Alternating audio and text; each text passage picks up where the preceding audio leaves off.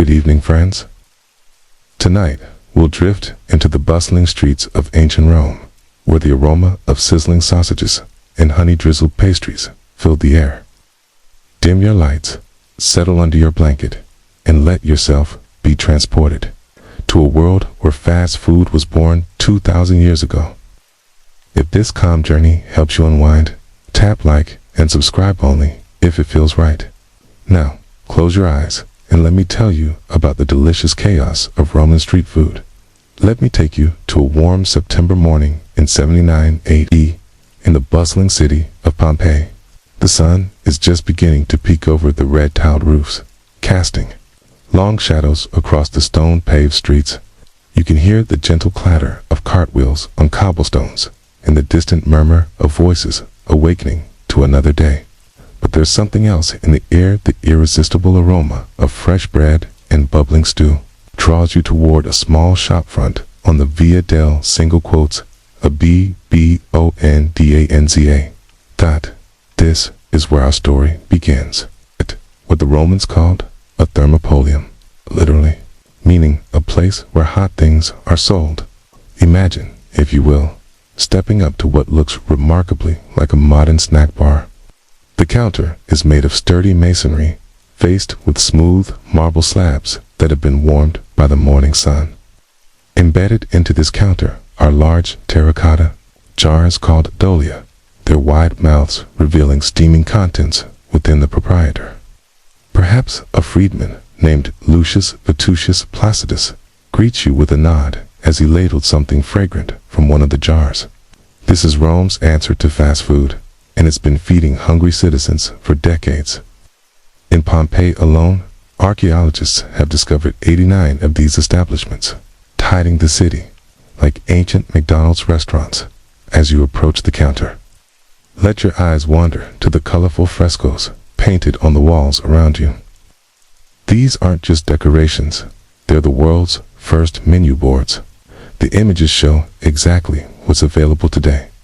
Plump olives glistening with oil, skewers of meat ready for grilling, wheels of cheese, and baskets overflowing with fresh bread. It's like Instagram food photography, but painted in pigments that have survived to millennia. The atmosphere is wonderfully alive, yet calming. You can hear the soft sizzle of something cooking in the back room, the gentle clink of coins changing hands, and the quiet conversations of other patrons who've stopped by for their morning meal. Some are leaning against the counter, eating with their fingers from small clay bowls. Others have found spots on the simple wooden benches tucked into the rear of the shop down. Let's explore what's bubbling away in those mysterious dolia. The first jar contains a thick, hearty stew of lentils, seasoned with herbs and perhaps a splash of that ubiquitous Roman condiment, carama, fermented fish sauce that might sound off-putting to modern ears, but was the ketchup of its day. Second jar holds what might be Rome's earliest version of a hot sandwich. Chunks of roasted pork and vegetables served with thick slices of fresh bread. But here's where it gets interesting. It's perhaps a bit surprising for our modern sensibilities. In the third jar, you might find what Roman food historians call icetia aumentata, simply an ancient burger patty made from minced meat, mixed with breadcrumbs soaked in wine, seasoned with pepper, fish sauce, myrtle berries, and pine nuts. It's like a Mediterranean slider that predates the Happy Meal by nearly 2,000 years. The genius of the thermopolium wasn't just in its convenience, it was in its accessibility. In a city where many people lived in cramped apartments without proper kitchens, these establishments filled a crucial need. The urban poor, who might have had only a brazier for cooking, could enjoy a hot meal for just a few copper coins. Even wealthy Romans, rushing between the forum and the baths, might stop by for a quick bite rather than wait for their household slaves to prepare a formal meal. As you stand there, savoring the rich aroma of roasted meat and fresh herbs, take a moment to appreciate the social dynamics at play. The thermopolium was one of the few places in Roman society where people from different social classes might find themselves eating side by side. A senator's slave picking up food for his master's household, might share counter space with a day laborer spending his own hard-earned coins on a bowl of hearty stew. The proprietor himself is likely a fascinating character, perhaps a former slave who earned his freedom and invested his savings in this small business. He knows his customers by name, remembers their preferences, serves as an informal neighborhood newsletter, sharing gossip and news while he ladles out portions. There's something wonderfully human about this scene that transcends time, the universal need for comfort food and community. Let's follow the proprietor as he moves to serve another customer. Watch how he uses a bronze ladle to carefully portion out a serving of what appears to be a chunky vegetable stew, thick with chickpeas and seasoned with cumin and coriander. The steam rises from the bowl, carrying with it the earthy scents of a Mediterranean garden. He tears off a piece of fresh bread, coarse and hearty. Not the refined white loaves that only the wealthy could afford, and hands it to the customer with a smile. The payment is simple and quick. Few small bronze coins, perhaps sesterti, change hands. There's no complex calculation, no waiting for change to be counted out from a cash register. This is commerce at its most basic and human level. Some of these establishments even had dolia that doubled as cash boxes, with one discovered in Pompeii containing 1,385 coins when archaeologists found it centuries later. As the morning progresses, the character of the Thermopolium begins to change. What started as a quick breakfast spot begins to transform into something more social. Some customers linger, settling onto the benches in the back room, or even claiming spots on the simple stools that might be arranged around the counter. Conversations develop, business deals are discussed over shared bowls of olives, and friendships are maintained over cups of well-watered wine. The menu, if we can call those painted frescoes a menu, offers remarkable variety for such a small establishment.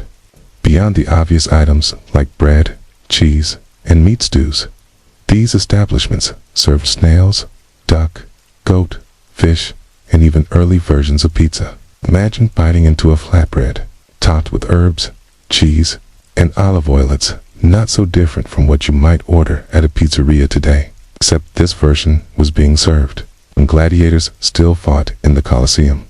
The duck served here deserves a special mention. Archaeological evidence from Pompeii shows that duck bone fragments were common in Thermopolia, and it was prepared in ways that might surprise modern diners. Sometimes it was roasted, whole and served, carved to order. Other times it might be chopped and mixed into a stew with vegetables and herbs. The wealthy might have dined on exotic birds like flamingo or peacock, but duck was the accessible luxury of the common person, rich, flavorful, and filling enough to fuel a day of hard labor. But let's not forget the sweet offerings that made these establishments truly special. The desserts served in Thermopolia were called mostaccioli and globe, sweet confections filled with sticky honey and ricotta cheese. Picture biting into something that combines the satisfaction of a modern donut with the sophisticated flavor profile of a Mediterranean pastry. The honey would have been local, perhaps from hives kept on the slopes of Mount Vesuvius, and the ricotta would have been made fresh daily from goats or sheep's milk as afternoon melts into evening. The Thermopolium takes on yet another character. Oil lamps begin to flicker to life, casting dancing shadows on the painted walls. The phallic-shaped lamps that illuminated many of these establishments weren't just for light, they were believed to ward off the evil eye and bring good fortune to both proprietor and customer. There's something almost mystical about conducting business under the protection of ancient symbols. Buying food that nourishes the body while invoking blessings for the soul. The social aspect of these establishments cannot be overstated. In some Thermopolia, particularly the one owned by Asolina on Pompeii's Via dell'Abbondanza, upstairs rooms were used as meeting places. These weren't just eating establishments, They were community centers where people gathered to discuss politics, arrange marriages, plan business ventures, share the news of the day. Archaeological evidence even suggests that some of these establishments offered services beyond food and drink. Graffiti found on the walls indicates that proprietors sometimes arranged companionship for their customers, turning the Thermopolium into a sort of ancient social club, where all of life's necessities and pleasures could be found under one roof. As our imaginary day at Lucius Vetutius Placidusis Thermopolium draws to a close, take a moment to appreciate the remarkable sophistication of this ancient fast food system. The logistics alone were impressive. Ingredients had to be sourced from local markets, prepared in small kitchens, kept at safe temperatures in the Dahlia, and served quickly to a steady stream of customers. It required the same kinds of skills and efficiency that we associate with modern food service, accomplished with technology that was ingenious in its simplicity. The Thermopolium represented something profoundly important in Roman society: the democratization of good food, while the wealthy dined on exotic delicacies in their private triclinia. Ordinary Romans could enjoy flavorful, satisfying meals that went far beyond mere subsistence. This wasn't just fuel for the body, it was food that brought pleasure, comfort, and social connection. Consider the sensory experience of eating at a Thermopolium. The warmth of the sun-heated marble counter under your hands, the aroma of herbs and spices mingling with the natural scents of olive oil and fresh bread. The sound of conversations in Latin and Greek mixing with the occasional bark of a dog or clatter of a passing cart. The food itself would have been robust and flavorful, seasoned with herbs that grew wild on Italian hillsides and spices that traveled the trade routes from distant lands. The wine served at these establishments deserves its own moment of appreciation. Roman wine was rarely consumed straight, was typically mixed with water in varying proportions depending on the time of day and the drinker's intentions. The wine available at a Thermopolium would have been simple and honest, perhaps from vines growing on the volcanic slopes around Naples, mixed with water and sometimes flavored with honey or spices. It provided not just refreshment, but also a sense of warmth and well-being that helped transform a quick meal into a social occasion. And, as the last customers of the day finish their meals and wander off into the gathering dusk, the proprietor begins the familiar ritual of closing. The dahlia are covered, the lamps are extinguished one by one, and the coins are counted. Tomorrow will bring another day of serving the hungry citizens of Pompeii, another opportunity to provide sustenance and community in equal measure. As we leave that warm tavern behind, imagine the sound of his footsteps echoing off the stone streets as he makes his way home to his own family, tired but satisfied with the day's honest work feeding his neighbors. The Thermopolium stands quiet now, but tomorrow it will again fill with the sounds and aromas of Roman fast food at its finest. Now, let your mind wander to a different kind of Roman establishment, where the primary currency wasn't copper coins, but pure golden pleasure. Picture yourself walking through the Suburra, Rome's densely populated neighborhood, on a warm afternoon in the reign of Emperor Trajan. The year is 110 AD, and the streets are alive with the sound of commerce, its conversation, and the occasional street performer's lute. But there's something else in the air, something that makes your mouth water and your steps slow. It's the unmistakable aroma of honey being heated over charcoal, mixed with the warm scent of fresh baked bread and the subtle perfume of rose petals and cinnamon. You're approaching one of Rome's sweetest secrets, a shop dedicated entirely to dulcia, the confections that satisfied Roman sweet tooths from the humblest plebeian to the emperor himself. The Romans had a profound relationship with honey, one that went far beyond simple sweetening. Honey was considered a gift from the gods themselves, created by bees that were thought to be divine messengers. When you bought a honey cake from a Roman confectioner, you weren't just purchasing a snack, you were participating in an ancient religious tradition that connected earth to heaven through sweetness. The shop we're entering specializes in what might be considered the world's first artisanal desserts. The proprietor, perhaps a Greek freedman named Alexandros, has learned his craft through decades of experimentation with recipes that trace their origins back to sacred offerings made in temples throughout the Mediterranean. His workspace is a marvel of ancient culinary technology: clay ovens that maintain steady temperatures, bronze pots for heating honey to perfect consistency, wooden molds carved with intricate designs.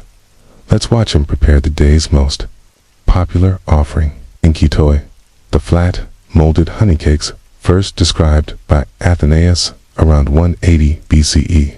The recipe is deceptively simple: honey, fine flour, and eggs, but the technique is what transforms these basic ingredients into something transcendent. The honey must be heated just enough to blend smoothly with the beaten eggs, but not so much that it becomes bitter. The flour, made from the finest wheat and sifted through silk imported from the East, is folded in gradually to create a batter that's both light and rich. The molds themselves tell a story. Some bear the images of gods and goddesses, others display intricate geometric patterns, and still others show scenes from daily life. When the cakes are turned out of these molds, they carry with them not just flavor, but meaning, edible art that speaks to both the eyes and the palate. Imagine holding one of these cakes in your hands, feeling its warmth, seeing the detailed impression of perhaps Venus or Bacchus pressed into its golden surface. But Alexandros' shop offers much more than simple honey cakes. His specialty is recreating the elaborate dolce described in the cookbook of Apicius, the 4th century collection of recipes that represents the pinnacle of Roman culinary sophistication. One of his most requested items is dolce piperata, a confection that sounds almost impossibly exotic to modern ears, but was considered the height of elegance in ancient Rome. To make dolce piperata, Alexandros begins by pounding together pepper, pine nuts, honey, wine, and a sweet wine called passum in a marble mortar. The rhythmic sound of the pestle against stone creates a meditation-like atmosphere in the shop, and regular customers know to time their visits to witness this almost ritualistic preparation. The mixture becomes a fragrant paste that carries the warmth of pepper, the richness of nuts, and the sweetness of wine-soaked honey. This paste is then combined with boiled, polished spelt grains that add texture and substance to the confection. Finally, Alexandros folds in chopped, roasted hazelnuts, their earthy crunch providing the perfect counterpoint to the smooth sweetness of the honey mixture. The result is something that has no modern equivalent to spiced, nutty confection that's part energy bar, part dessert, and part religious offering. What makes this particularly fascinating is how it reflects the Roman palate's appreciation for complex, layered flavors. While we might find the combination of pepper and honey strange, Romans understood that spices could enhance sweetness rather than compete with it. The pepper adds a subtle warmth that makes the honey seem even more golden and pure, while the wine provides acidity that prevents the sweetness from becoming cloying. The social ritual around these sweets is as important as their flavor. Romans offered honey cakes to their household gods, the lares, as part of daily worship. Small cakes called libum were placed on household shrines each morning, thanking the gods for the family's prosperity and asking for continued protection. It's beautiful to imagine families gathering around their lararium, offering these golden treats to the divine forces they believed watched over their daily lives. But these weren't just religious offerings. They were also secular pleasures enjoyed at banquets, festivals, and intimate dinner parties. Picture a Roman matron hosting a small gathering of friends in her private garden. As the afternoon sun filters through grapevines and rose bushes, slaves bring out plates of dolce alongside goblets of honeyed wine. The conversation is relaxed. perhaps focusing on the latest gossip from the forum or plans for the upcoming Saturnalia celebrations. The preparation of these sweets required considerable skill and expensive ingredients, making them luxury items that displayed both wealth and refinement. The honey alone might come from specific regions known for their superior quality. Perhaps the famous thyme honey from Mount Hybla in Sicily, which Martial mentioned in his epigrams as a gift worthy of friendship. The wine used in the recipes might be the prized Falernian, aged to perfection and so valuable that it was sometimes used as currency. Let's move deeper into Alexandros' workshop to observe another fascinating creation, a liter, dolce, or another. Sweet dish, https://blog.christoking.com/appeasing-the-gods-or-let-eat-heat closing parenthesis. This recipe pushes the boundaries of what we might consider acceptable flavor combinations even further. The process begins similarly with pepper, pine nuts, honey, and rue pounded together in the mortar. But then Alexandros adds milk and pieces of tracted thin sheets of pastry similar to phyllo dough. The mixture is cooked carefully over low heat, with Alexandros stirring constantly to prevent scorching. The milk gradually absorbs the flavors of the spices and honey, creating a custard-like consistency. Just before serving, he thickens the mixture with beaten egg, then presents it drenched in additional honey and sprinkled with freshly ground pepper. It's like an ancient creme brulee with a spicy twist. Sweet and savory flavors dancing together in perfect harmony. The artistry involved in Roman confectionery extended beyond flavor to presentation. Many sweets were shaped into forms that held symbolic meaning. During religious festivals, cakes might be molded to represent the attributes of specific gods, wine cups for Bacchus, wheat sheaves for Ceres, or flowers for Venus. These weren't just decorative choices, but were believed to invoke the blessings of the deities they represented. Some of the most elaborate Roman sweets incorporated ingredients that traveled thousands of miles to reach the markets of Rome. Cinnamon from Ceylon, saffron from Cilicia, and black pepper from India were all used in high-end confections, making each bite a testament to the vast reach of Roman trade networks. A single honey cake might contain ingredients from 4 different continents, representing a level of culinary cosmopolitanism that wouldn't be matched again for centuries. The seasonal nature of Roman sweets added another layer of meaning and anticipation to their enjoyment. Spring brought fresh honey from the year's first harvest, light and floral in flavor. Summer offered dried fruits like figs and dates that could be stuffed with nuts and spices. Autumn provided new wine for cooking and fresh nuts from the season's harvest. Winter celebrations called for the richest, most elaborate confections, often incorporating preserved fruits and aged wines. Consider the sensory experience of eating these ancient sweets. The textures alone would have been a revelation. Crunch of pine nuts against the smoothness of honey. The chewiness of dried fruits contrasting with the delicate crumb of egg-enriched cakes. The flavors built in layers, with initial sweetness giving way to the warmth of spices, the richness of nuts, and the complexity of wine. The production of these sweets also supported a network of specialized artisans. Beekeepers maintained hives in locations chosen for their particular floral sources. Spice merchants traveled dangerous trade routes to import exotic seasonings.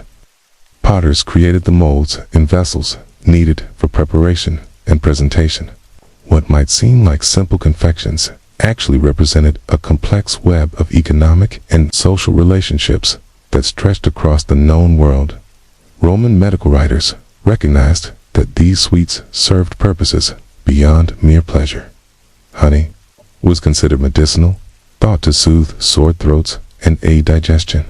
Nuts provided protein and healthy oils. Spices like pepper and cinnamon were believed to aid circulation and warm the body. What we might dismiss as indulgent treats were understood by Romans as foods that could simultaneously please the palate and benefit health. The influence of these Roman sweets can be traced through subsequent culinary traditions. Medieval European monasteries preserved many of the techniques for combining honey, nuts, and spices.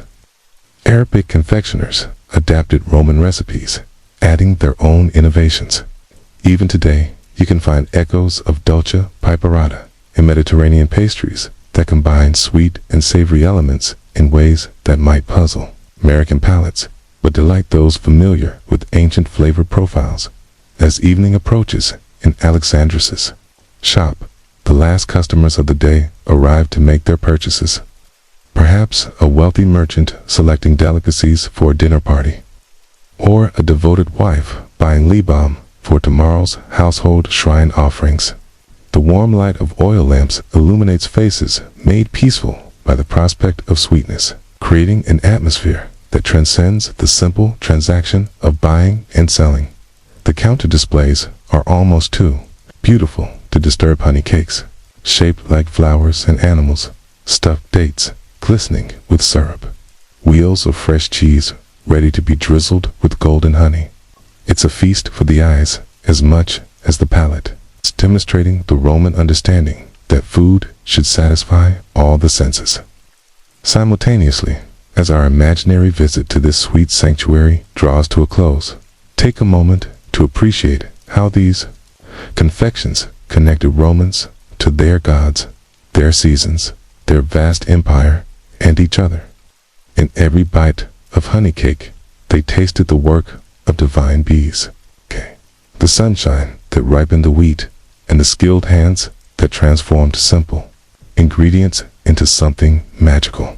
These weren't just desserts, they were edible expressions of a civilization's relationship with pleasure, spirituality, and the natural world.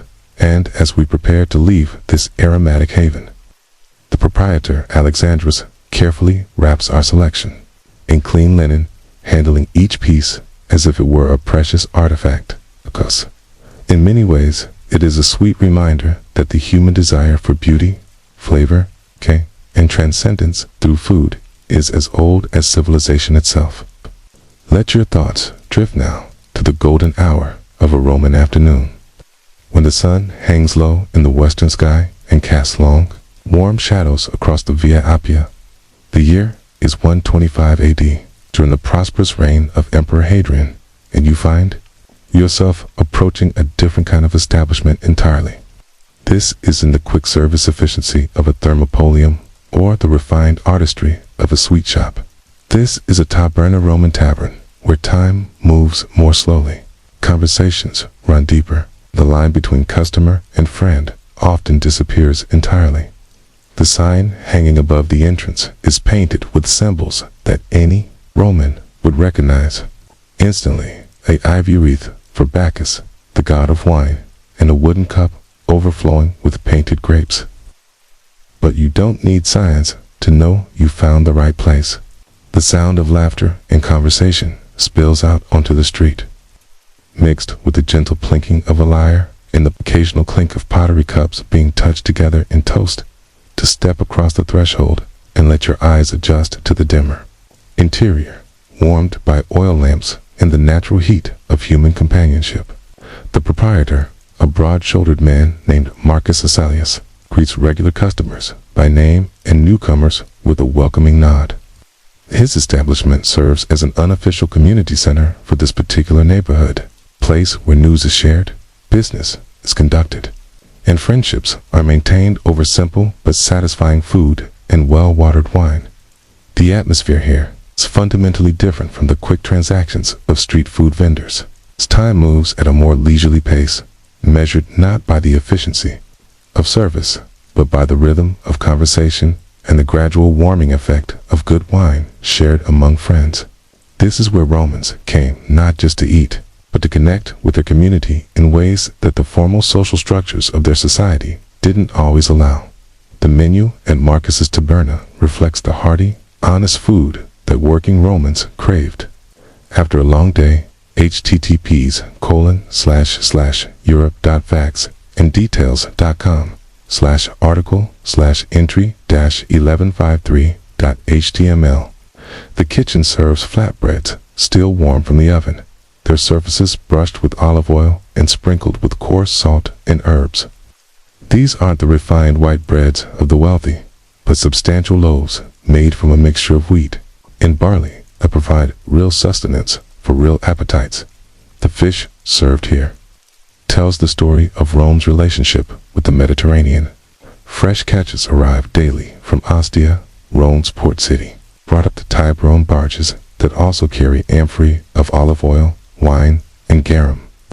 Marcus has arrangements with specific fishermen, ensuring a steady supply of sea bass, mullet, and mackerel that can be prepared simply grilled over charcoal with nothing more than olive oil, salt, and a squeeze of lemon, or incorporated into hearty stews seasoned with herbs from the Italian countryside. But perhaps the most beloved offerings are the choice cuts of meat that Marcus sources from the markets in the Campus Martis. Roman butchers were skilled craftsmen who knew how to make the most of every part of an animal.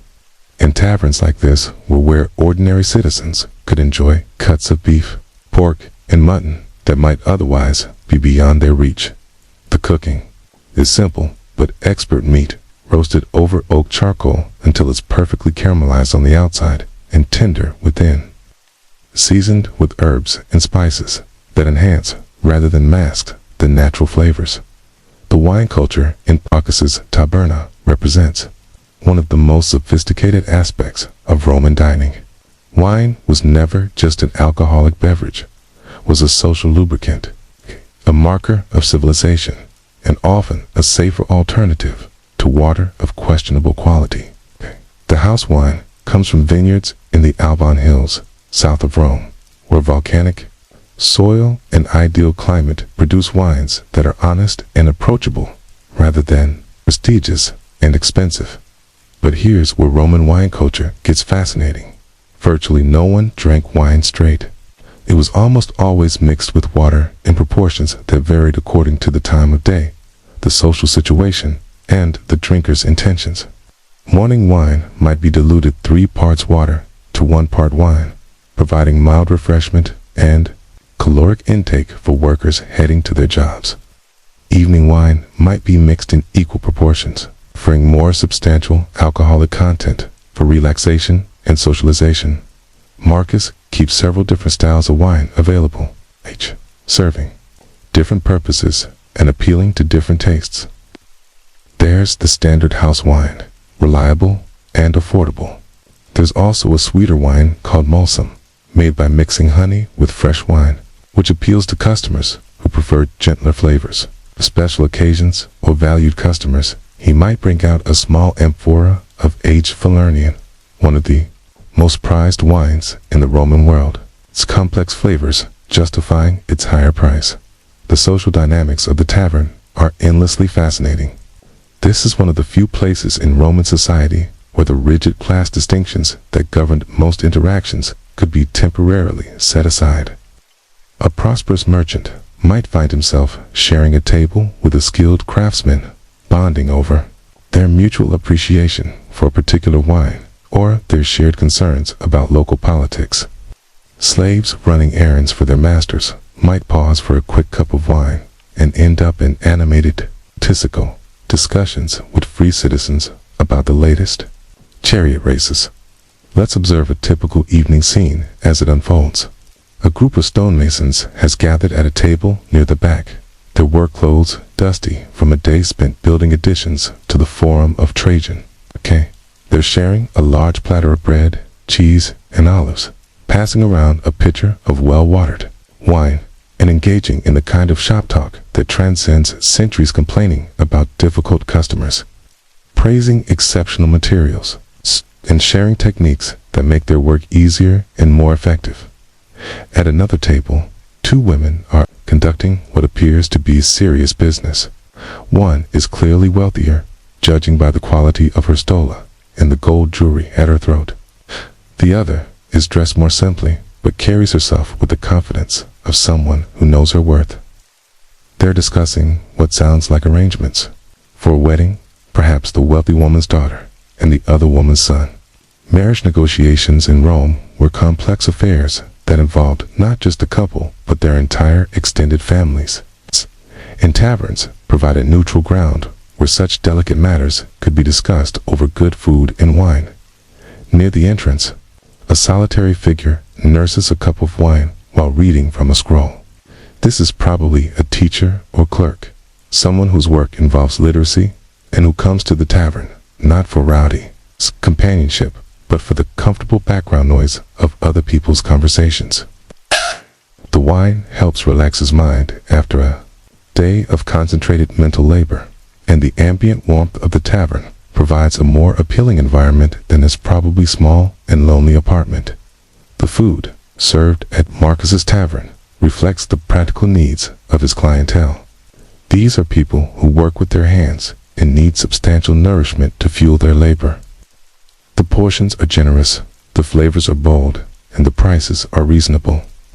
A typical meal might consist of a thick slice of bread rubbed with garlic and drizzled with olive oil, a serving of stewed lentils seasoned with herbs, a portion of grilled fish or meat, and a modest amount of cheese or olives for dessert. The preparation methods emphasize simplicity and flavor over elaborate presentation. Shish grilled whole over charcoal, allowing the natural flavors to shine through with minimal seasoning. Meat is roasted on spits, the rendered fat basting the surface to create a caramelized exterior. Vegetables are prepared simply onions and garlic sautéed in olive oil. Greens wilted with a splash of wine. Legumes simmered with herbs until they're creamy and satisfying. But it's the snacks in small plates that really showcase the tavern's role as a social space. Bowls of olives appear on tables almost automatically, their salty richness encouraging continued wine consumption while providing necessary fats and proteins. Platters of aged cheese, cut into generous wedges and accompanied by crusty bread, offer protein and calcium that working bodies crave. Nuts almonds, walnuts, canned pine nuts, when available, provide concentrated energy and healthy oils. One of the most popular tavern snacks deserves special attention. Gustativo, small appetizers designed to stimulate the appetite and complement wine. These might include hard-boiled eggs seasoned with salt and pepper, small sausages grilled until their casings snap and release aromatic juices, or strips of cured ham that showcase the Roman mastery of charcuterie techniques. The rhythm of tavern life follows the natural patterns of Roman daily routine. The establishment opens early, serving simple breakfast foods, bread, cheese, and light wine to workers heading to their jobs. The midday rush brings customers looking for more substantial meals, often eaten quickly before returning to work. But it's in the evening that the tavern truly comes alive. The day's work ends and people have time to relax, socialize, and enjoy the simple pleasure of good food shared with friends. Marcus takes pride in knowing his customers' preferences and life stories. He remembers that Gaius, the blacksmith, prefers his wine mixed stronger than most, that Livia, the seamstress, always asks for extra olives, and that young Marcus, named for his father, actually is saving his coins to buy his freedom and always gets a slightly larger portion than he pays for. This personal attention transforms simple commercial transactions into ongoing relationships that give meaning and continuity to daily life. The tavern also serves as an informal information exchange. News travels through Roman society along complex networks, and establishments like Marcus's are crucial nodes in these communication systems. A merchant just returned from Gaul might share information about conditions in the provinces over wine and roasted meat. A government clerk might let slip details about upcoming policy changes. A soldier on leave might describe conditions along the frontiers. This information has real value in a society where foreknowledge could mean the difference between profit and loss, safety and danger. The cooking equipment in Marcus's kitchen represents centuries of culinary evolution. The hearth is built of stone and clay, designed to maintain steady heat for hours of continuous cooking. Bronze and iron utensils hang from hooks, each tool designed for specific tasks. Ladles for stirring stews, tongs for handling hot coals, sharp knives for butchering and preparation. Large clay amphorae hold wine, oil, and garum. They're porous surfaces helping to regulate temperature and prevent spoilage. Food storage and preservation in the tavern kitchen showcase Roman practical knowledge. Meat might be preserved in salt or hung in the cool cellars to age. Fish could be pickled in vinegar or processed into garum. Vegetables were dried, pickled, or stored in oil. Grain was kept in sealed containers to prevent pest infestation. Wine was stored in amphorae, sealed with cork and pine resin, arranged in cool areas to prevent spoilage. The serving vessels used in the tavern reflect both practical needs and aesthetic sensibilities. Wine is served in cups made from fired clay. Their simple designs focusing on functionality rather than decoration. Food arrives on wooden platters or simple ceramic plates. Communal dishes, bowls of olives, platters of cheese encourage sharing and conversation. The lack of individual utensils means that most food is eaten with fingers or pieces of bread, creating an intimate, communal dining experience that modern restaurant culture has largely lost. The evening entertainment at Marcus's Tavern adds another dimension to the experience. A young man with a lyre might sit in the corner, playing gentle melodies that provide background music without overwhelming conversation. Sometimes, a storyteller will captivate the room with tales of heroic deeds, mythological adventures, or humorous anecdotes about local personalities. These performances transform the tavern from a simple eating establishment into a cultural center where art and community intersect. The lighting in the tavern creates an atmosphere that modern restaurants spend fortunes trying to recreate. Oil lamps flickering on tables cast warm, golden light that flatters faces and creates intimate conversation spaces. The gentle smoke from cooking fires mingles with the aroma of wine and food, creating a sensory environment that signals relaxation and comfort. Shadows dance on the walls, creating a sense of enclosure and safety that encourages people to linger and connect as the night deepens. The character of the tavern gradually shifts. The workers who stop by for quick meals head home to their families. The remaining customers are those who have time to spend, perhaps unmarried men living in simple lodgings, or married men whose wives understand their need for occasional male companionship, or travelers staying at nearby inns who seek company and local conversation. The conversations become more philosophical, more personal. Wine has loosened tongues and lowered social barriers. A discussion about the quality of this year's olive harvest might evolve into a debate about the nature of prosperity and fate. Stories about family members lead to reflections on duty, honor, and the meaning of a life well lived. These aren't drunken rambles, but thoughtful conversations between people who understand that wisdom can emerge from the most ordinary circumstances. Marcus knows how to manage these evolving dynamics. He adjusts the wine-to-water ratio as the evening progresses, ensuring that his customers remain convivial without becoming problematic. He intervenes diplomatically when conversations threaten to become arguments. He knows when to encourage lingering customers to settle their tabs and head home, and when to allow special occasions to extend beyond normal hours. The tavern's role in Roman society extended beyond entertainment and sustenance. For many customers, this was their primary social outlet, the place where they formed friendships, found business partners, and met potential spouses.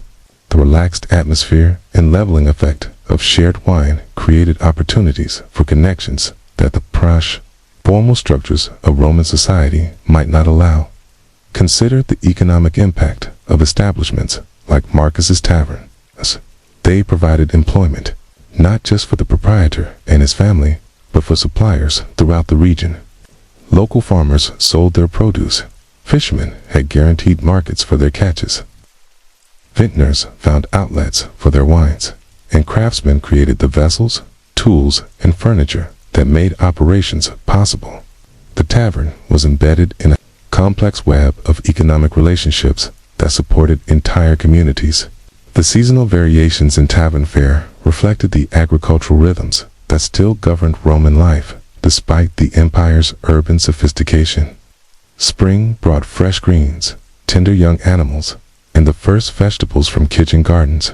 Summer offered abundant fruits, fresh fish, and vegetables at their peak. Autumn provided the harvest bounty new wine, fresh pressed olive oil, nuts, and preserved foods prepared for winter storage. Winter featured preserved meats, aged cheeses, and hearty stews designed to provide warmth and energy during the cold months. Health considerations played a larger role in Roman tavern food than we might expect. Wine was understood to have medicinal properties. Different types were prescribed for different ailments. The Mediterranean diet naturally provided foods that modern nutritionists recognize as helpful. Olive oil, rich in beneficial fats.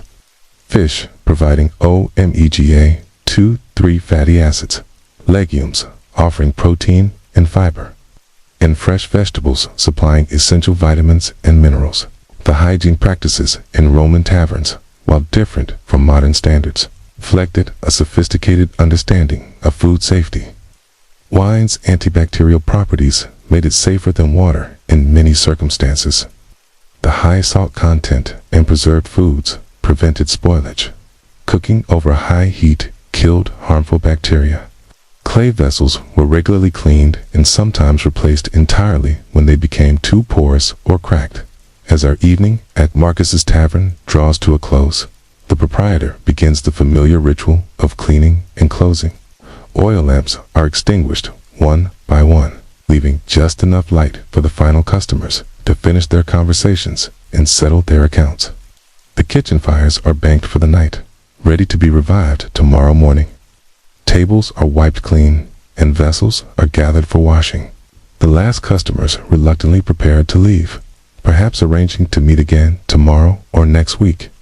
Friendships forged over wine and conversation will continue outside these walls, but the tavern will remain the anchor point, the reliable gathering place where community is renewed daily through the simple act of sharing food and drink.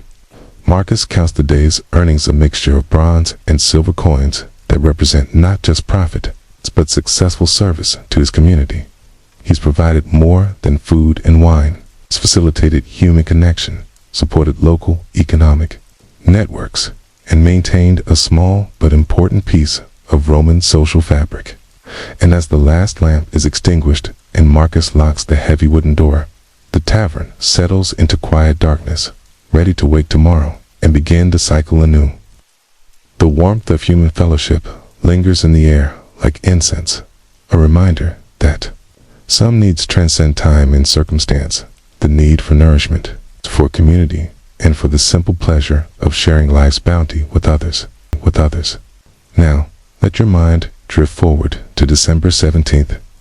In the year 150 AD, during the height of the Antonine dynasty, the entire city of Rome is transforming itself for Saturnalia, the most beloved festival of the Roman calendar. For 7 days, normal social rules will be suspended.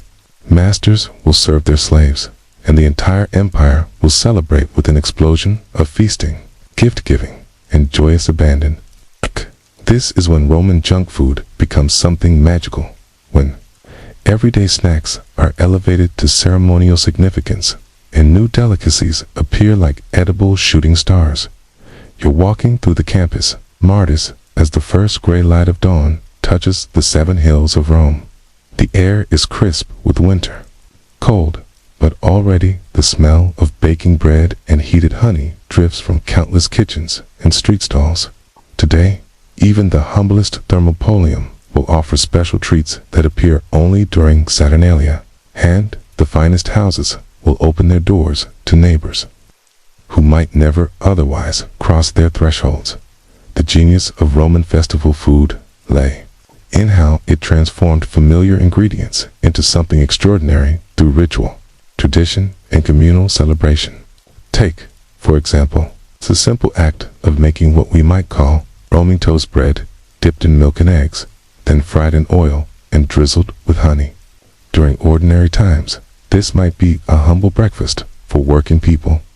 But during Saturnalia, prepared with the finest white bread, fresh eggs from pampered hens, milk from the best herds, and honey from the most prized apiaries, it becomes a lita dolce, a sweet worthy of the gods themselves. Picture yourself approaching a stall that specializes in Saturnalia sweets, run by a master confectioner named Gaius Flavius. His booth is decorated with evergreen garland and small oil lamps that cast dancing shadows over his wares. The display is almost too beautiful to disturb ladders of golden honey cakes shaped like the symbols of various gods, bowls of candied fruits that gleam like jewels, and trays of what appear to be the world's first luxury candy. The centerpiece of Flavius's display is a magnificent arrangement of dolce domestica stuffed dates that represent the pinnacle of Roman confectionery art. These aren't simply dates filled with nuts, though that would be delicious enough. These are medjool dates, probably imported from the oases of North Africa at considerable expense, carefully pitted and stuffed with a mixture of crushed almonds, pine nuts, and a spice blend that might include coriander, fennel, cinnamon, fenugreek, and rosemary. But here's where the process becomes truly extraordinary. After stuffing, each date is rolled in coarse sea salt, creating a flavor combination that wouldn't be out of place in a modern high-end restaurant. Taint, the salt enhances the sweetness of the dates while adding a mineral complexity that makes each bite more interesting than the last. Then comes the final touch. Each date is dipped in a honey vinegar syrup that's been heated to the hard crack stage, creating a glossy candy coating that preserves the fruit and adds another layer of flavor complexity. The preparation of these festival treats is almost ritualistic in its precision. Flavius began preparing weeks ago, sourcing the finest ingredients from across the empire. The honey comes from Mount Hymettus in Greece, renowned throughout the ancient world for its exceptional quality. The dates were selected individually from shipments that arrived via the trade routes through Egypt. The nuts were chosen from the first harvest of the season, when their oils are at their peak flavor.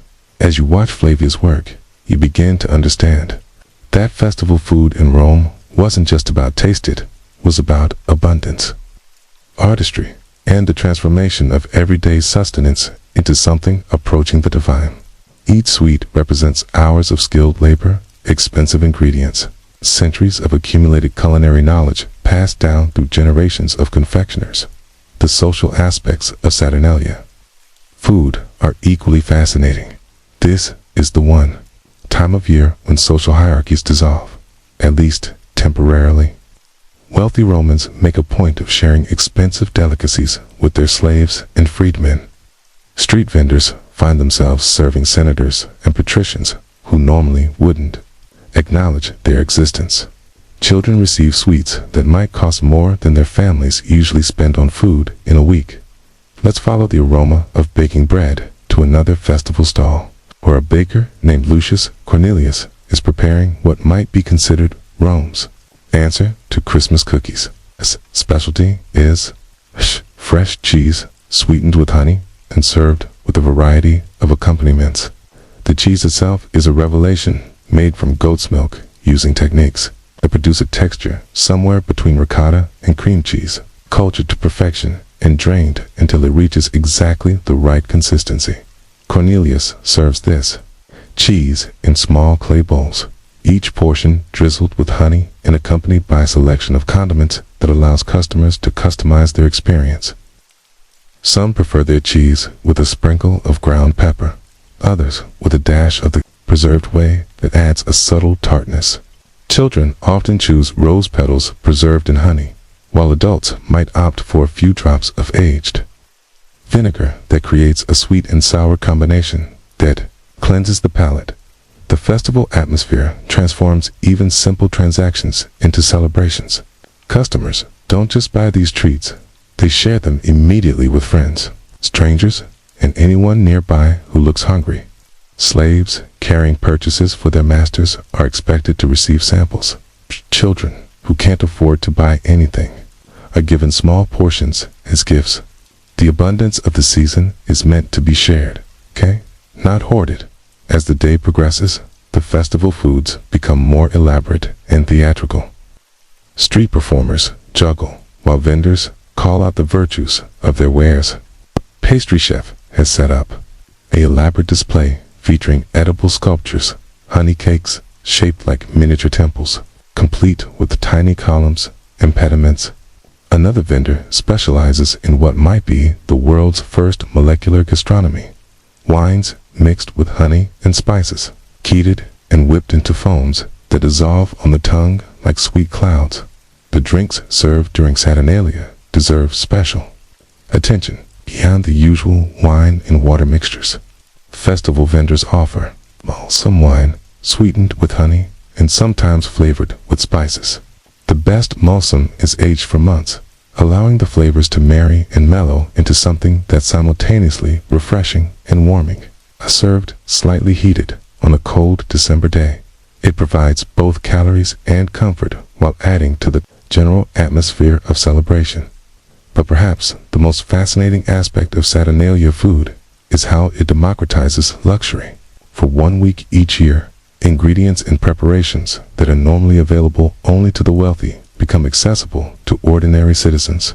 Street vendors offer miniature versions of the elaborate dishes served at patrician banquets. Communal ovens in apartment buildings are pressed into service to bake treats that individual families couldn't normally afford to prepare. This democratization extends to the sourcing and preparation of festival foods. Neighborhood groups pool their resources to buy expensive ingredients in bulk. Extended families coordinate their preparations with different households specializing in different dishes that are then shared among the entire group. Master craftsmen take on apprentices specifically for the festival season, teaching techniques that might otherwise remain trade secrets. The preservation techniques used for festival foods showcase Roman ingenuity in planning. Many Saturnalia treats are designed to last throughout the week-long celebration, requiring methods that maintain flavor and texture over time. Honey serves as both sweetener and preservative, its natural antibacterial properties preventing spoilage. Nuts and dried fruits provide concentrated nutrition that won't deteriorate quickly. Cheese is often aged specifically for the festival, reaching peak flavor just as celebrations begin. Consider the logistics involved in feeding a city of over 1 million people during a week-long festival. Every bakery, every street vendor, every private kitchen is working at maximum capacity. Ingredients must be sourced months in advance. Storage facilities are pressed to their limits. Transportation networks are strained to deliver everything from honey to exotic spices. It's a massive, coordinated effort that showcases the sophisticated supply chains that kept the Roman Empire functioning. The international character of Saturnalia foods reflects Rome's position as the center of a vast empire. Dates from North Africa, spices from India, wines from Gaul, and olive oil from Spain all find their way into festival preparations. Each ingredient carries with it the flavors of distant lands, making every bite a reminder of Roman power and prosperity. Festival-goers can literally taste the empire in their food. Children play a special role in Saturnalia food traditions.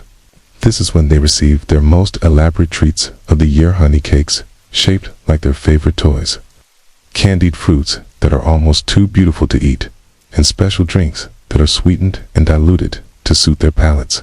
Watching children experience these special foods, their faces lighting up with delight, adds an element of pure joy to the festival that transcends all social and economic boundaries. Transcends all social and economic boundaries. The religious aspects of festival. Food add another layer of meaning to the celebration. Many treats are first offered to the gods before being consumed by humans. Honey cakes are placed on household shrines with the sweetest portions reserved for the deities. Wine is poured as libations before drinking begins. This isn't just eating, it's communion with the divine, mediated through food that has been transformed by human skill and divine blessing. As evening approaches on this first day of Saturnalia, the festival foods begin to work their social magic. Inhibitions lowered by honeyed wine and sweetened by shared treats. Romans, who normally maintain careful social distances, find themselves in animated conversations with people they might otherwise never meet. A senator's wife discusses the merits of different honey varieties with a free woman vendor. Children from wealthy families play games with the offspring of slaves, united by their shared enjoyment of candy dates. The cooking techniques used for festival foods often represent the pinnacle of Roman culinary art. Master chefs employ methods that require years to perfect the precise temperature needed to create perfect candy coatings, the timing required to achieve ideal cheese textures, the spice combinations that create flavor profiles of extraordinary complexity. These techniques are closely guarded secrets, passed down through families and guilds of professional cooks. The visual presentation of Saturnalia foods is almost as important as their taste. Vendors compete to create the most attractive displays, arranging their wares in patterns that please the eye while showcasing the quality of their ingredients. Honey cakes are glazed to a perfect golden sheen. Fruits are polished until they gleam. Cheese is molded into pleasing shapes and garnished with edible flowers. The goal is to create food that's so beautiful it seems almost sinful to disturb. The economic impact of Saturnalia extends far beyond the festival week itself. Farmers plan their harvest schedules to ensure peak quality ingredients are available. Craftsmen spend months creating the specialized tools and molds needed for festival preparations. Merchants arrange financing and transportation for ingredients that might cost more than many people's annual incomes. The festival represents a massive economic engine that supports countless livelihoods throughout the empire. As we prepare to leave this sweet-scented wonderland of festival foods, take a moment to appreciate how Saturnalia transformed ordinary Roman snacks into something transcendent. Through ritual, craftsmanship, and communal celebration, simple ingredients became vehicles for joy, connection, and spiritual communion. These weren't just treats, they were edible expressions of Roman values, abundance, skill, generosity, and the belief that life's pleasures should be shared with others. And as the last customers of the evening make their purchases, loading their arms with sweet treasures to take home to their families, you can see in their faces the same expression of anticipation and delight that appears whenever humans gather to celebrate life's goodness through food. The vendors begin to clean their stalls, but tomorrow will bring 6 more days of Saturnalia. 6 more opportunities to transform simple ingredients into edible magic. Now, let your mind journey to a dusty crossroads somewhere along the Via Flaminia, the great highway that connected Rome to the Adriatic coast. The year is 140 AD, and you're traveling with a small caravan of merchants heading north toward Arimanum, modern-day Rimini. The morning sun hangs low in the eastern sky, casting long shadows across the carefully paved stones that have carried countless travelers before you. This is where we discover another fascinating aspect of Roman food culture, the ingenious portable provisions that kept the empire moving. Picture yourself sitting on a milestone. It's one of those sturdy stone markers that told travelers exactly how far they'd come and how far they had yet to go.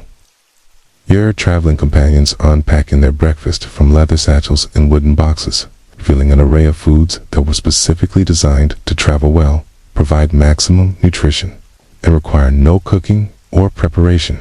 This is Roman road food at its finest, practical, durable, surprisingly delicious. The foundation of any Roman traveler's diet was buccellatum, a type of hardtack that could last for months without spoiling. But don't imagine the flavorless, tooth-breaking ship's biscuit of later centuries. Roman buccellatum was made with olive oil, which added both flavor and calories, and was often seasoned with herbs or spices.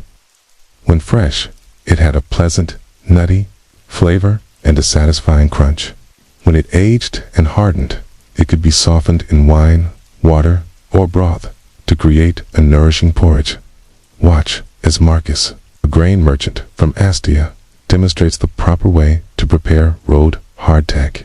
He takes a piece of buccellatum that's been traveling in his pack for 2 weeks and dips it in a mixture of wine and water from his coatskin bottle. Within moments, the hard biscuit absorbs the liquid and softens to a texture that's easy to chew. The wine adds flavor, while the water provides necessary hydration. A simple but effective way to transform preserved food into a satisfying meal. But buccellatum was just the beginning of the Roman traveler's pantry.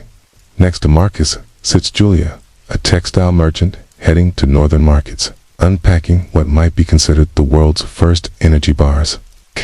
These are wheels of hard cheese, aged until they're nearly rock solid, but packed with concentrated protein and fat. She uses a small bronze knife to shave off thin slices, which she eats with pieces of hardtack and dried fruit. The cheese she's eating represents a remarkable feat of food preservation technology, made from sheep's or goat's milk and aged in caves or special storage rooms. These cheeses could survive months of travel in all weather conditions. The aging process concentrated the flavors while removing moisture that could lead to spoilage. Some varieties were coated with wax or wrapped in leaves to provide additional protection. When properly prepared, they provided not just nutrition, but genuine pleasure complex, nutty flavors that improved with age. Beside Julia sits Gaius, a young man carrying messages between government offices who's unpacking his own distinctive road rations. His specialty is monotone, a spread made from fresh cheese mixed with herbs, garlic, and olive oil. Unlike the aged cheeses that could last for months, martyrdom was made fresh and consumed within a few days. But those few days provided travelers with something approaching gourmet food, creamy, flavorful, and nutritious enough to sustain hard travel. The preparation of monotone was almost ritualistic. Gaius produces a small marble mortar and pestle from his pack, along with packets of ingredients wrapped in oilcloth. Fresh garlic is pounded with coarse salt until it forms a paste. Chopped herbs, perhaps parsley, celery seed, and rhubarb, added and ground until they release their aromatic oils. Finally, fresh cheese and olive oil are worked into the mixture until it reaches the perfect spreading consistency. The result is something that wouldn't be out of place on a modern, artisanal food truck menu. But perhaps the most ingenious aspect of Roman road food was how it addressed the problem of hydration. Pure water was often unavailable or unsafe to drink, so travelers relied on pasca, a mixture of vinegar and water that was both refreshing and antibacterial. The vinegar killed harmful bacteria while providing a tart, refreshing flavor that encouraged drinking. Some travelers added honey to create a sweet and-sour beverage that provided both hydration and quick energy. POSC represents Roman practical genius at its finest. Vinegar was cheap, widely available, and naturally preserved. Water could be found almost anywhere, even if its quality was questionable, mixed together in the right proportions. They created a beverage that was safer than water alone, more refreshing than wine. It actually encouraged the consumption of fluids that traveling bodies desperately needed. The dried fruits that accompanied every Roman traveler tell the story of an empire that stretched from Britain to Egypt.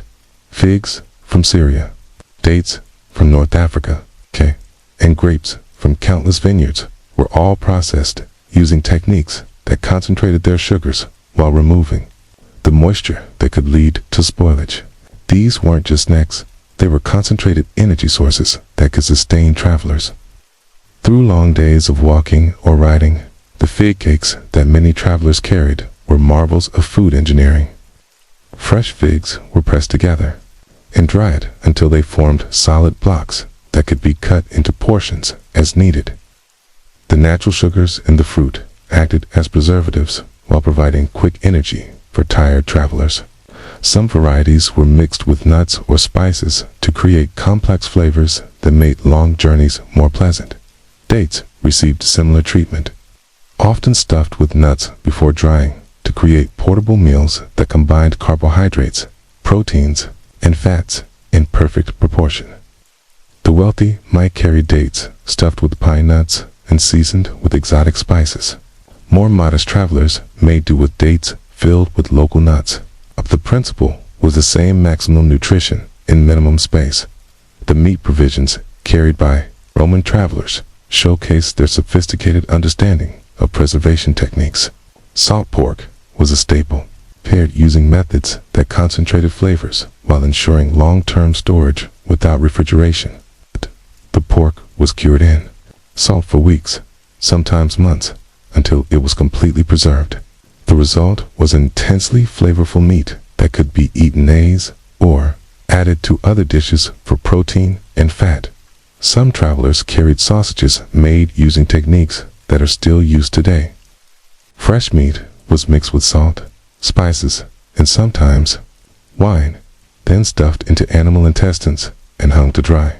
The fermentation process that occurred during drying created complex flavors while preserving the meat.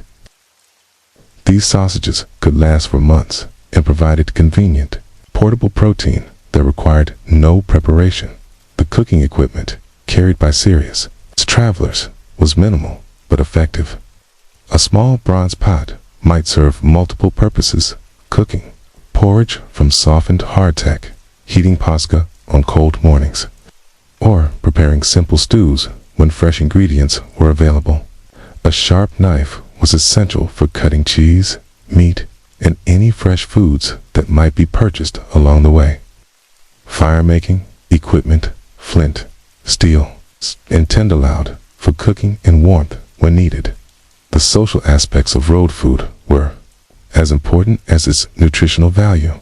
Travelers often shared meals, pooling their resources to create more varied and interesting food than any individual could carry alone. These impromptu feasts built friendships, facilitated business relationships, and created networks of mutual aid that could prove invaluable in dangerous or difficult circumstances. Consider the scene as our small caravan settles down for their midday meal. They found shade under a grove of olive trees, and everyone contributes something to the communal spread. Marcus shares his hardtack and demonstrates softening techniques. Julia provides aged cheese and dried fruits. Caius prepares fresh monotone for everyone to try. A fourth traveler, an olive oil merchant named Quintus, contributes olives and high-quality oil that transforms simple ingredients into something approaching luxury. The conversation that accompanies the meal is as nourishing as the food itself. News is shared about conditions ahead, which inns provide good service, where fresh supplies can be purchased, which routes might be dangerous due to bandits or bad weather. Business opportunities are discussed, partnerships are formed, and friendships are deepened through the simple act of sharing food. The timing of road meals was crucial to successful travel. Romans understood that eating small amounts frequently was more effective than consuming large meals that could cause drowsiness or digestive problems.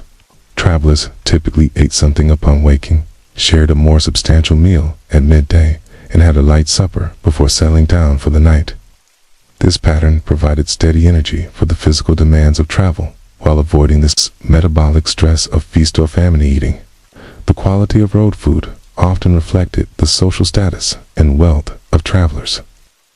Wealthy merchants might carry expensive spices to season their meals, fine wines to mix with their water, and delicacies that added pleasure to the practical necessity of eating. Poor travelers made do with basic hardtack, simple cheese, and whatever fruits or vegetables they could forage along the way.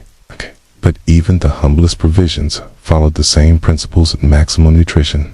Okay, long storage life and minimal preparation requirements. The seasonality of travel affected the types of food that were practical to carry. Summer travelers could take advantage of fresh fruits and vegetables available at roadside markets. But they had to be more careful about foods that might spoil in the heat. Winter travelers faced different challenges: limited fresh food availability, but also better preservation conditions for perishable items. Professional travelers, soldiers, government couriers, and merchants who spent much of their lives on the road developed sophisticated techniques for maintaining nutrition and health during extended journeys.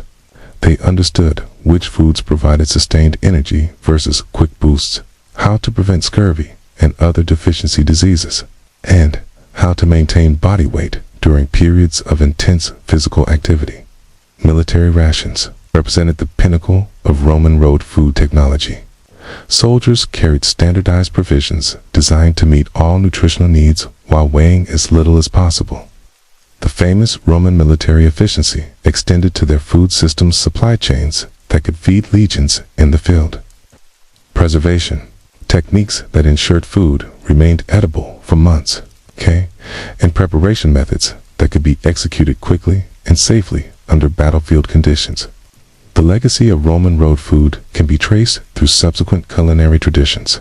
Medieval travelers adopted many Roman techniques for preserving and carrying food. Modern energy bars and trail mixes follow principles first developed by Roman travelers. The idea of combining proteins, carbohydrates, and fats in portable, shelf-stable packages is a direct descendant of Roman innovation. As our imaginary caravan prepares to resume their journey, they carefully pack away any leftover food, knowing that waste on the road can mean hunger later. The empty containers are cleaned and dried, ready to be refilled at the next opportunity. Water skins are topped off from a roadside spring. Equipment is checked and secured for the afternoon's travel. The discipline required for successful road travel extended beyond simple logistics to include an understanding of human psychology. Good road food didn't just provide nutrition, it maintained morale during difficult journeys. A bit of honey-sweetened pasca could lift spirits on a discouraging day. A piece of well-aged cheese shared between companions could strengthen relationships that might prove crucial in dangerous situations. And as we prepare to leave our travelers to continue their journey toward Ariminum, watch how they move with the confidence that comes from proper preparation. Their packs contain everything needed to sustain life and health for weeks of travel. Their knowledge encompasses not just the foods themselves, but the techniques needed to prepare, preserve, and consume them safely. They carry with them the accumulated wisdom of generations of Roman travelers who understood that successful journeys begin with proper provisions. The road stretches ahead, marked by stones that measure not just distance, but the advance of Roman civilization. With each step, our travelers carry forward the traditions that kept the empire moving: practical knowledge, shared resources, and the understanding that good food is essential not just for physical survival, but for the maintenance of the social bonds that made Roman society possible. Let your mind drift now to the most exclusive neighborhood in Rome, the Palatine Hill, where the emperor's palace overlooks the Eternal City. But we're not heading to the imperial kitchens.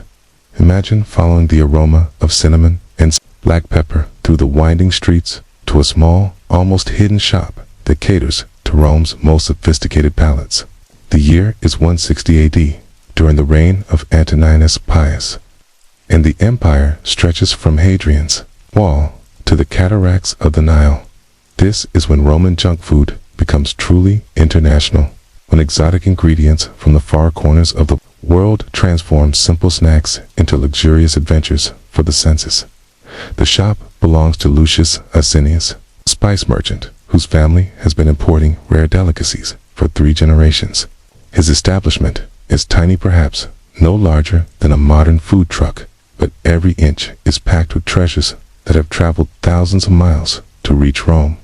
Clay jars line the walls, containing spices, preserved fruits, or exotic nuts from distant lands. The air itself seems to shimmer with aromatic particles that make your mouth water and your imagination soar. This is where wealthy Romans came when they wanted to taste the empire itself. When they craved flavors that spoke of conquest, trade, and the vast networks of commerce that brought the world's treasures to the heart of the civilized world. But here's the fascinating part. Many of these exotic ingredients weren't reserved for formal banquets. They found their way into street food, casual snacks, and impromptu treats that allowed ordinary Romans to literally taste the fruits of imperial success. Let's begin with black pepper. The king of spices that Romans valued so highly, they sometimes used it as currency. https://n.wikipedia.org/wiki/food_in_ancient_Rome. Closing parenthesis. The pepper in Asinius's shop comes from the Malabar coast of India, carried by ships that braved monsoons and pirates to reach the Red Sea ports. From there, it traveled by caravan across the Egyptian desert, down the Nile, across the Mediterranean to Rome. Each peppercorn represents an investment in time, risk, and resources that modern consumers can barely comprehend. But Romans didn't just sprinkle pepper on their food. They created elaborate confections that showcased its unique properties. Just Asinius prepares a specialty that regular customers travel across the city to experience: honey cakes studded with crushed peppercorns and pine nuts.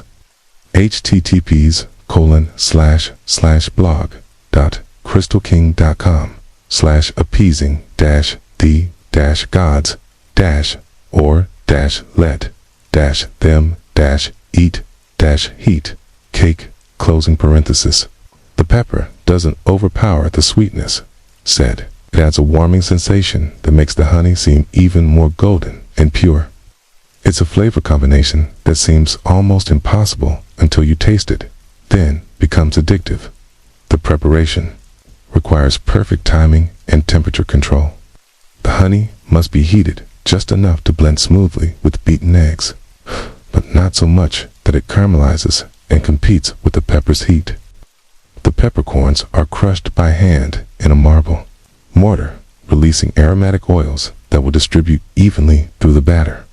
Pine nuts add textural contrast and a subtle resinous flavor that complements both the honey and the pepper.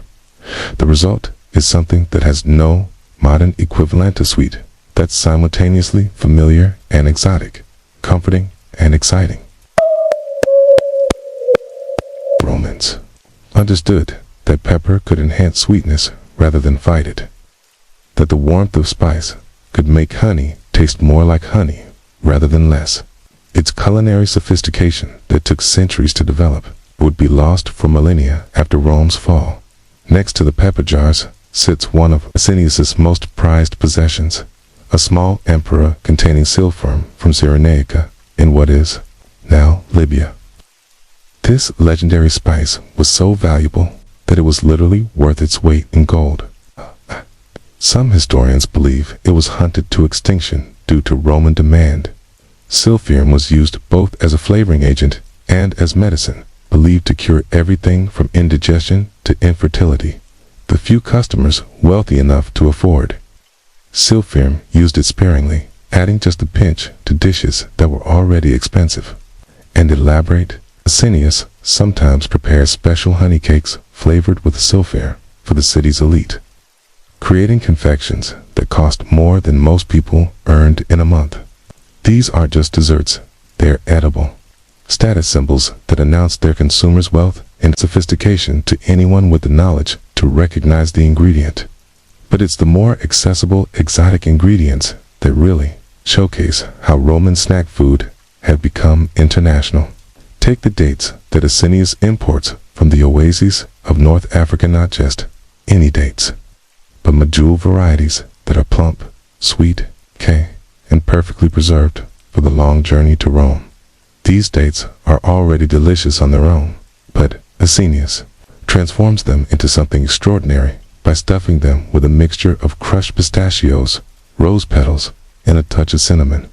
The pistachios come from Persia, traveling the same trade routes that bring silk, pearls, and precious stones to Roman markets. The rose petals are preserved in honey using techniques learned from Greek confectioners. The cinnamon journeys from Ceylon, packed in bark bundles that retain their aromatic oils for months of travel. Each stuffed date represents a meeting of 4 different cultures united in a single bite that explodes with flavors that few humans had ever experienced before. The preparation of these international confections requires not just skill, but cultural knowledge. Asinius has learned techniques from Persian sweetmakers, Egyptian preservers, and Greek confectioners. His workshop is a laboratory where culinary traditions from across the known world are combined, adapted, and perfected. He doesn't just sell exotic ingredients, he creates new ways to use them that are uniquely to Roman in their boldness and sophistication. Consider the saffron that sits in a precious, small container near Asinius's workspace.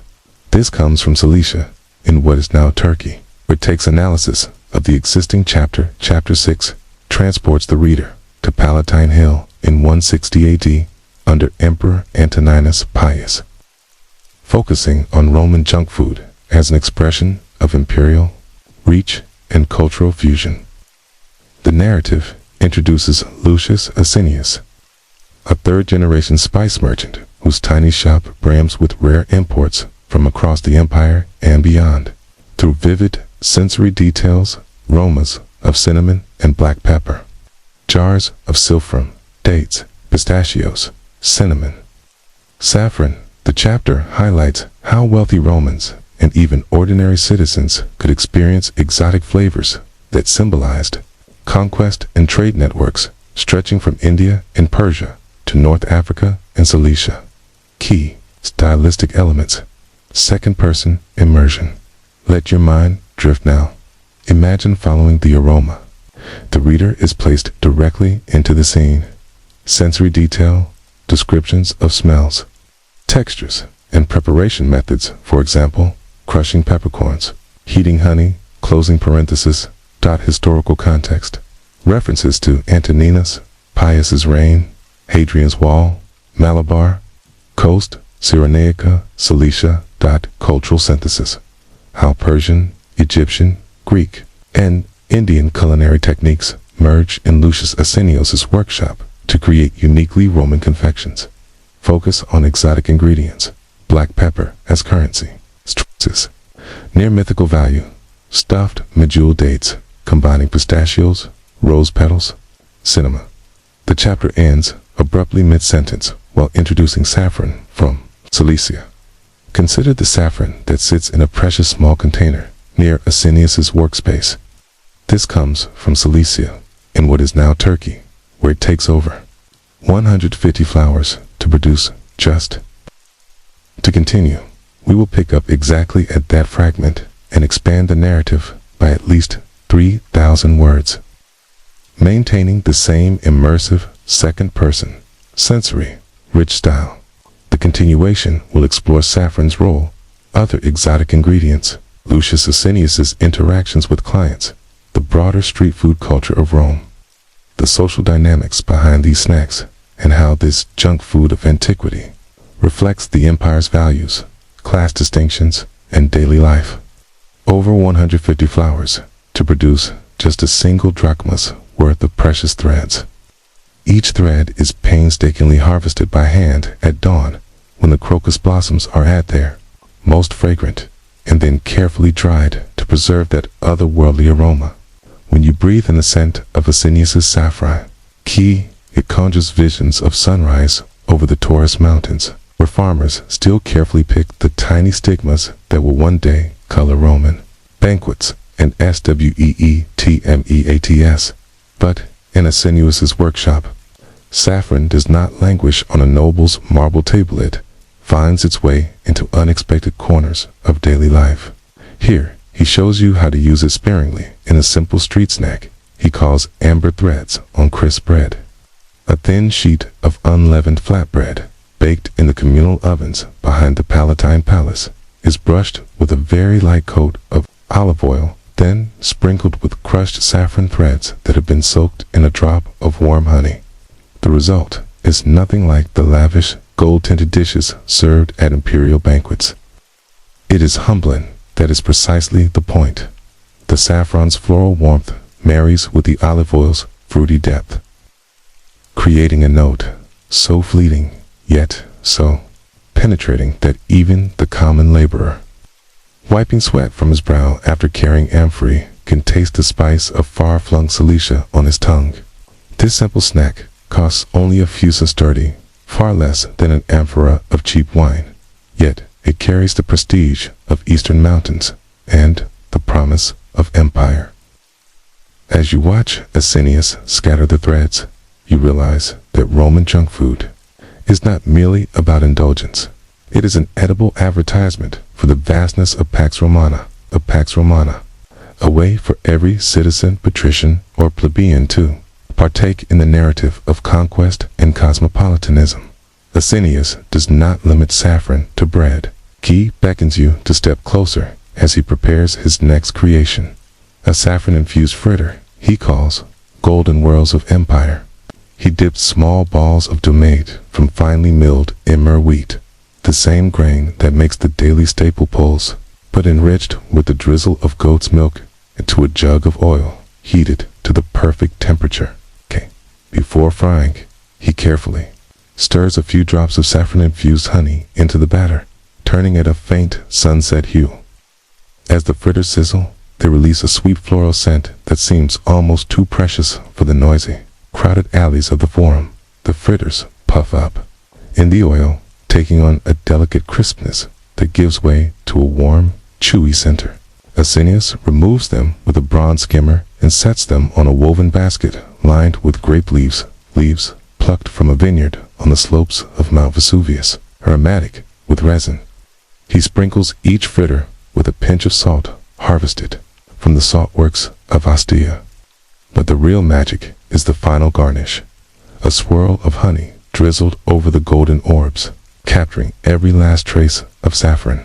The effect is transcendent. Each bite yields a crunchy exterior that gives way to sweet, saffron-kissed bread. The sensation lingers like a memory of dawn over Cilicia, glowing long after the fritter has been swallowed. On this morning, a group of scribes from the imperial chancery gathers around Asinius' stall. They have just completed a set of dispatches to the province of Syria, and now they seek a snack befitting their status. They pay in denarii embossed with the emperor's likeness. One scribe leans in, inhaling deeply, and murmurs to his colleague in a hush, "So, this is what the Orient tastes like." To them, these saffron-infused fritters are not street food. They are a celebration of Rome's unbroken chain of provinces. From Cilicia to Dacia. Pause here for a moment and consider how radical this is. It's only a century earlier, saffron and black pepper would have been curiosities reserved for the imperial court. Now, in the mid-2nd century AD, the supply lines are robust enough that a spice merchant like Asinius can offer them to scribes. Soldiers on leave, and even artisans, head into the baths after a long morning. This diffusion of exotic ingredients speaks volumes about the empire's logistics, its appetite for luxury, and its capacity to integrate distant lands into everyday life. Asinius subtly acts as a social mediator. He does not merely sell spices, he orchestrates experiences. When a retired centurion with a limp approaches, he offers him a taste of Sil-firm spiked porridge. The centurion, his face weathered from campaigns in Dacia, takes a spoonful and nods approvingly.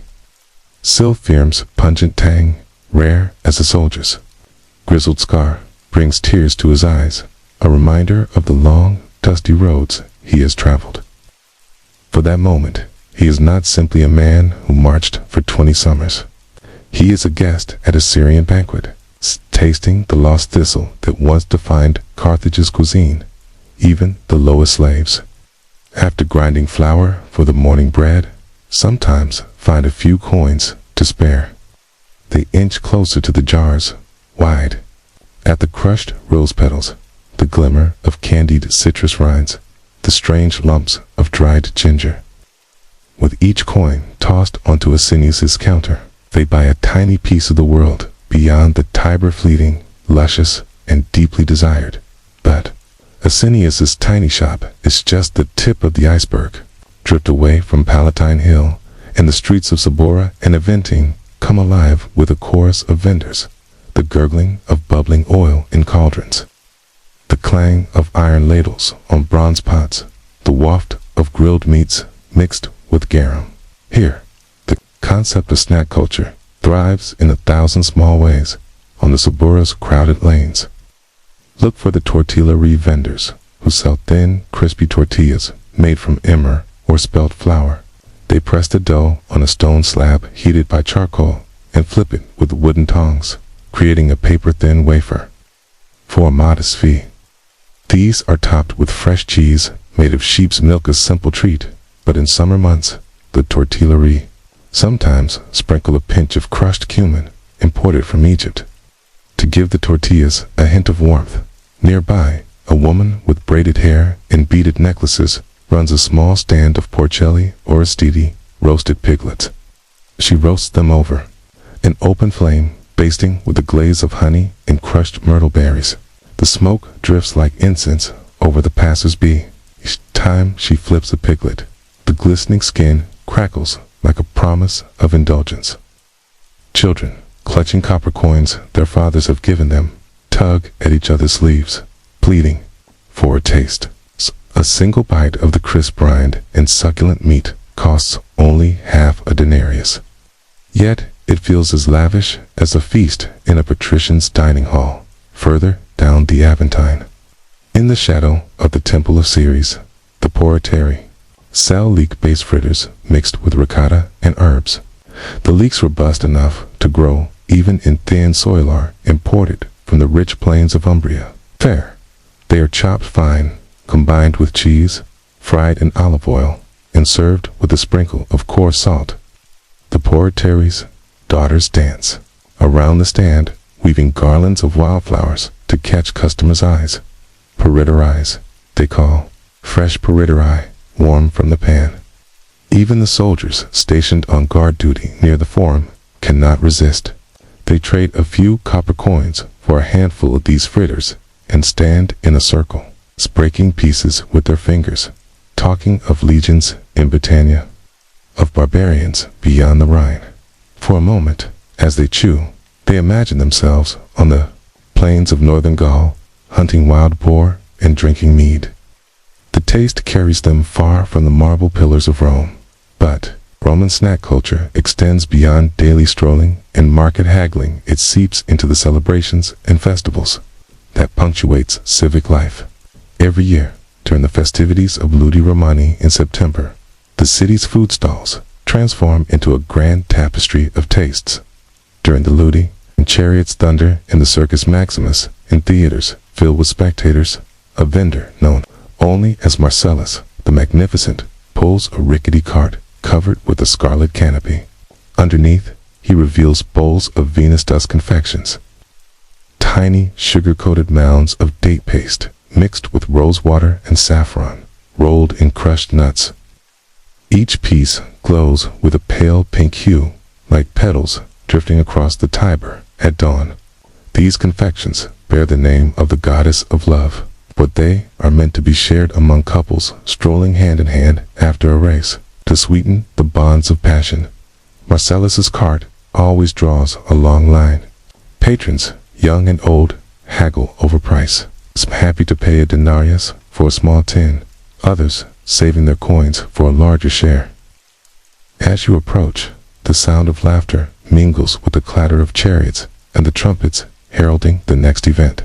You watch as Marcellus ladles spoonfuls of dough into steaming pots, then drizzles them into hot oil, creating small, irregular orbs that puff and float like pale clouds. He then scoops them out, lays them on a bronze platter, and sprinkles sugar and saffron dust over their surfaces.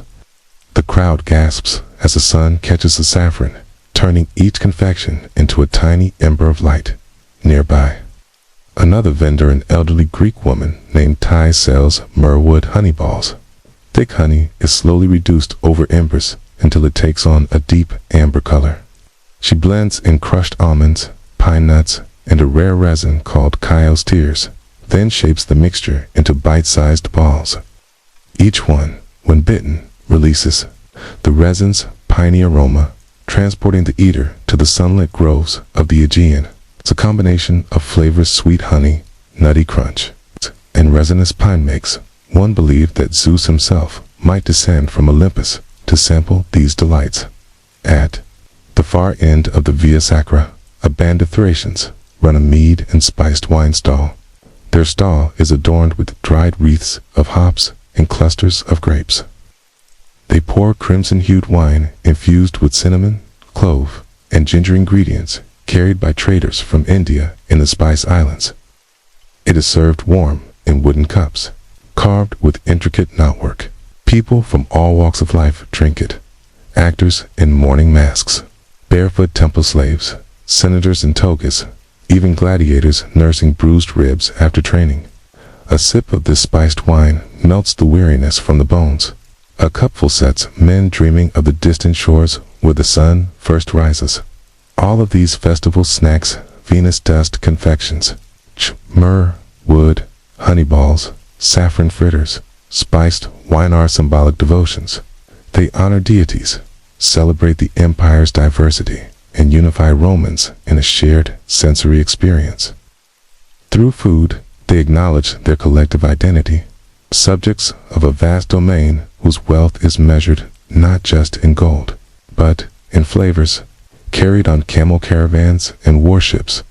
Step back into Asinius's workshop and observe how his small, specialized operation contrasts sharply with the grand kitchens of patrician Dumas on the Esquiline stairs and the Dumas of Senator Gaius Lucilius. Slaves heave heavy pots over a glowing hearth. They prepare elaborate banquets with multiple courses, an appetizer of stuffed dormice served in honey, a fish course bathed in a sauce of fish gut garum, a main of roasted peacock stuffed with other birds, and a final dessert of spherical buns, drizzled with rose water and dusted with pepper. The sheer scale of these banquets requires dozens of slaves, stocked with food from the imperial estates, boar hunted in Samnium, wildfowl trapped in Etruria, olives pressed in Apulia, and wine aged in Falernian amphorae. Lucilius's kitchens employ Greek chefs trained in Alexandria, and they collaborate with local vintners, dairy herdsmen, and pastry artisans from Campania. Everything is possible for the patrician. Gold leaves sprinkled on cakes, ground pearls mixed into sauces, live birds plucked at the table for dramatic effect. Yet, although these banquets capture the imagination, they are reserved for a tiny elite: senators, military high command, imperial legates. They are political theater, disguised as gastronomy opportunities to gain favor, secure alliances, and display power. Contrast that with Lucius Asinius's more democratic approach. He cannot afford oak beams or marble countertops. His tools are humble: a stone mortar, a bronze ladle, a small clay hearth. Yet his contributions to Roman food culture may be even more important. By embedding exotic spices into accessible snacks, he enables all Romans beyond the elite to taste a piece of global luxury.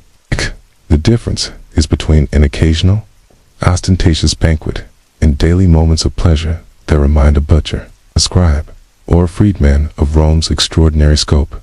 In this sense, Asinius is a revolutionary. Cana, he democratizes luxury one snack at a time. He educates Romans about flavors, showing them that honey is not merely sweet, but can be spiced with black pepper to create a counterintuitive warmth. That dates need not be eaten alone, but can be stuffed with pistachios and rose petals to become sensory fireworks. That saffron can turn a simple fritter into a memory of Cilician dawn. With each transaction, Asinius reinforces the idea that Roman identity is bound up in empire, not just in politics and war, but in taste and desire. Imagine for a moment the journey of a single saffron thread in Asinius's jar. A farmer in the highlands of Cilicia wakes before sunrise, his fingers cold as they pluck saffron stigmas from crocus flowers. He bundles them in small linen pouches and carries them down mountain passes to a caravanserai on the Silk Road's western edge. There, Arab merchants inspect the saffron's color and fragrance, barter silver coins for the precious threads, and load sacks onto dromedaries bound for Antioch. The saffron changes hands again. Syrian traders might add a little olive oil to keep the saffron from crumbling, pack it carefully in reed mats, and send it by ship across the Mediterranean to Puteoli. From Puteoli, the jars ride in litters through Ostia's quays and are hauled by oxen carts up the Appian Way. Finally, they arrive at Palatine Hill, where Lucius Asinius greets them with raised hands, marveling at the divine hue and aroma. This entire process takes months, and at each stage, merchants, porters, and tax collectors extract their share of profit. By the time the saffron reaches Asinius, its price has multiplied many times over, but so too has its value as a symbol of layered exchange. East meets west, desert meets sea, farmer meets emperor's favor. Black pepper travels a similar arc. Indian coastal ports to Alexandria, caravan across the western desert, loading onto river barges along the Nile, ocean, crossings to Ostia, then uphill to Rome. Silphirum comes from Cyrenaica in North Africa, loaded onto Phoenician ships, transferred to Roman galleys, and perhaps stored temporarily in commercial warehouses at the port of Ostia before reaching Asinius. Every ingredient is a story of risk. Pirates that could attack a merchantman in the Red Sea, sandstorms that could strand caravans for weeks, chop home taxes levied by Egyptian authorities, bribes needed to pass certain checkpoints, storms in the Tyrrhenian. When you taste these ingredients, you are tasting violence and cooperation, chance and planning. That's why junk food in Rome is more than palate-pleasing. It is a capsule of empire. If you could stand in the doorway of Asinius' shop and glance ahead a century, you might catch a glimpse of another transformation. As Rome moves toward the 3rd century, the empire finds it harder to secure stable supplies of certain spices. Silphium grows scarce. Saffron is replaced by less expensive safflower. Long trade routes become perilous as frontiers strain. Yet, even as these pressures mount, the template established by Asinius' generation, portable, exotic-infused snacks, persists and spreads. By the 3rd century, vendors known as popani set up near military encampments, selling thick pulses stewed with onions and cumin. Even gladiators near the Amphitheatrum Flavium, the Colosseum, patronized these stands, fueling themselves on hearty stews between bouts. The echoes of Asinius' enterprise ripple through time. Though the empire eventually fractures, the notion that a spicy fritter or a honeyed date can ignite desire in ordinary people survives. Centuries later, medieval Arab merchants will reintroduce black pepper to Europe in greater volume. And, by the time merchants reach Venice, centuries after Antoninus Pius's reign, the hunger for exotic flavor will be unstoppable. Think forward to today. Street food stalls in modern Rome still sell saplek, tiny fried rice balls filled with cheese, an ingenious descendant of ancient fritters. Vendors on the corners of Naples serve sfogliatelle, layered pastries that trace their lineage to Egyptian or Levantan sweet shops. Even the concept of luxury popcorn, drizzled with truffle oil or sprinkled with pink Himalayan salt, follows Asinius' blueprint. Take a humble staple, fuse it with the taste of faraway lands, and watch people line up to pay a premium. The principles are unchanged: novelty, exoticism, and the democratization of luxury. Return now to Asinius himself. He is a man in his early 40s, hands calloused from mortar and pestle, eyes bright with curiosity. His family acquired citizenship only 2 generations ago, but they leveraged their status as traders to accumulate enough capital to rent this tiny shop. In the morning, Asinius wakes before dawn. He smokes a reed pipe laced with the primitive mixture of opium and mentan, addictive custom he learned from Syrian travelers. This sharpens his senses and calms the morning nerves. He dresses in a simple white tunic, belted with a leather strap, an emerald bead at his throat that hints at his modest prosperity. Descending the narrow spiral stairs to his shop, he senses the shift from cool pre-dawn to the warm glow of torches stoked by a sleepy slave girl. The mortar and pestle await him on the stone counter. Jars of cinnamon Ceylon, nutmeg from the eastern archipelago, and grains of paradise pepper from Nubia line the shelves. He runs his fingers along the clay surfaces, recalling each ingredient's journey. How the cinnamon arrived last month via a ship that encountered a tempest off Sicily. How the pepper survived a pirate raid near Crete. How the saffron came wrapped in strips of papyrus from Alexandria. His first task is to prepare orders promised the day before. A senator's daughter wants multi-layered honey, wafers coated with pistachio and sesame seeds. The sesame comes from a single rare shipment from Capua. Tea, a thriving merchant returning from Cappadocia, requests a box of date and almond confections, molded into the shape of lions and peacocks. Asinius separates each order carefully, wrapping them in parchment and sealing them with wax stamped by his family creston as in use. The donkey, symbolizing his lineage of traders. By mid-morning, his shop begins to fill. Students from the nearby rhetorical school, still learning to speak in grand gestures, approach and whisper. Mercator, Prondrum, Parat. Does the merchant prepare lunch? They want peppered honey cakes wrapped in dried grape leaves. Artisans from nearby workshops crowd around the counter, curious if today's batch of pine nut fritters will have a stronger cinnamon scent. A disheveled poet, penniless yet proud, skulks in the corner, nursing a single coin, saving it for a saffron fritter. Asinius greets each customer with a nod, never once showing impatience. To him, these interactions are as valuable as any sale. He studies his clients as much as they study his wares. He notes which spices are trending among the scribes, which nuts the guards prefer, which sweet motifs evoke nostalgia in freedmen who miss their homelands.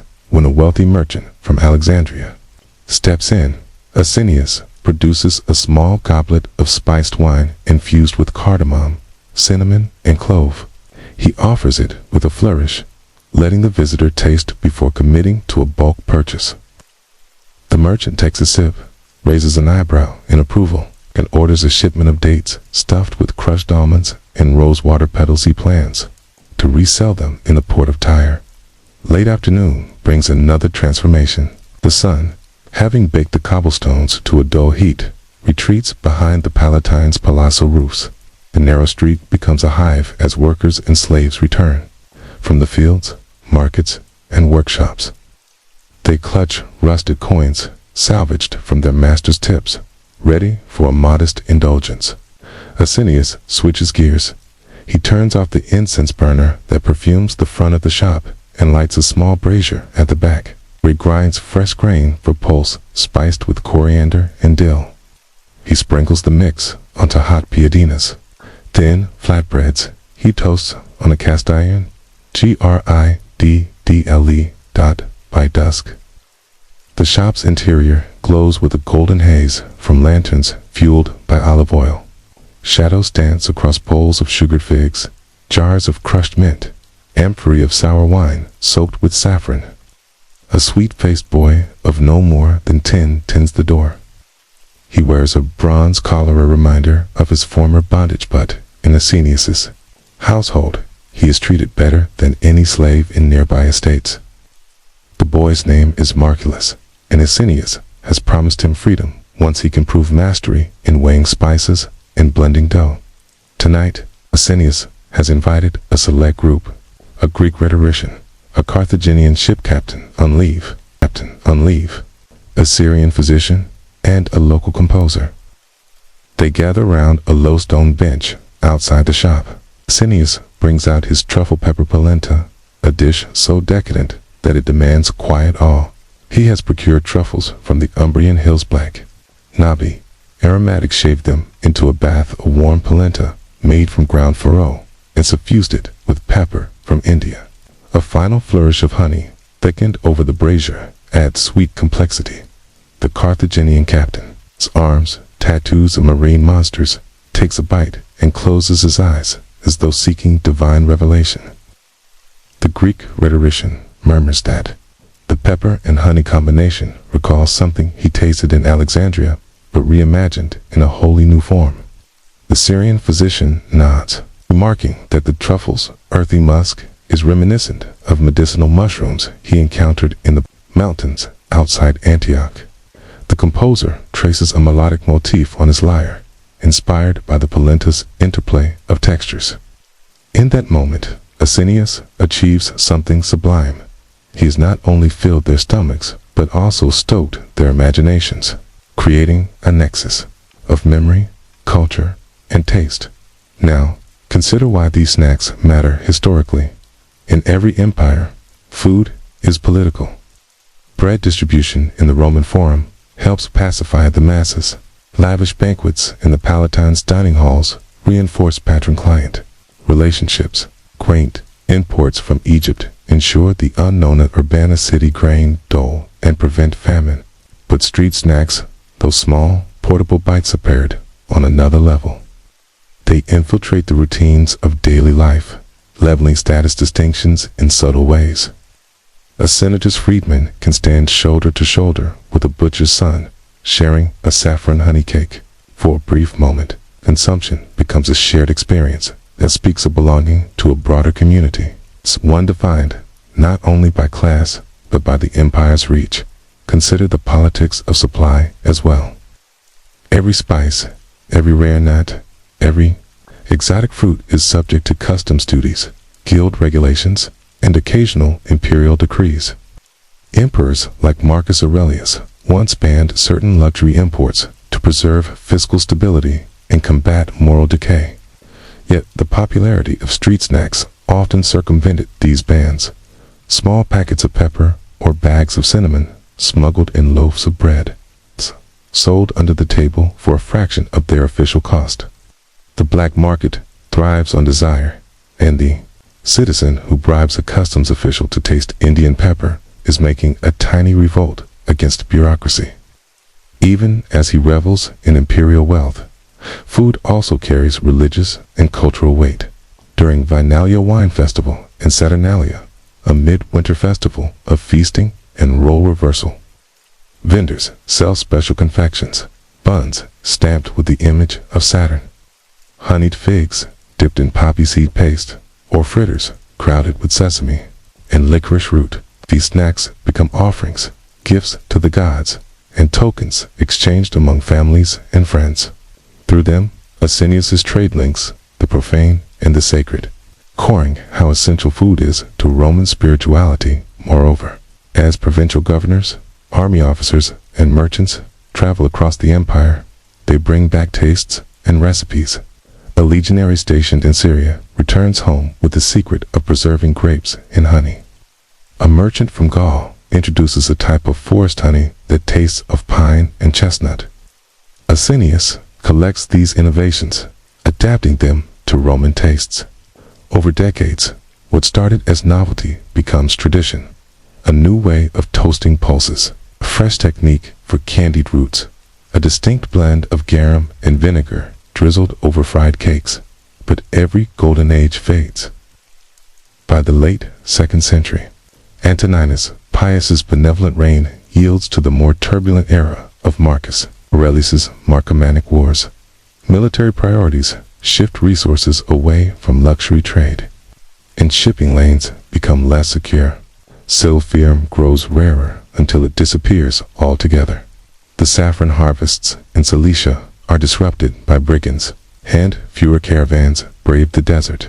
Asinius watches helplessly as his inventory dwindles. He finds alternatives, substituting safflower, petals for saffron, sweetening treats with date syrup instead of honey, but he knows these are pale imitations.